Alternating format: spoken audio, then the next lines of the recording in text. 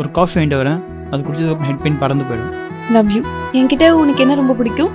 உன்னோட cute smell ரொம்ப பிடிக்கும். லூசானி, எடு ஃபோனை எடு.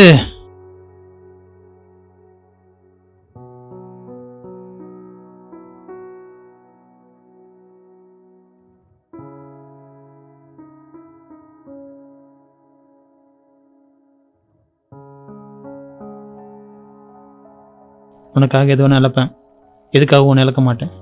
உனக்கு என்னடி பிரச்சனை? ஃபோன் எடுக்க மாட்டியா? உன்னை எவ்வளவு மிஸ் பண்ண தெரியுமா?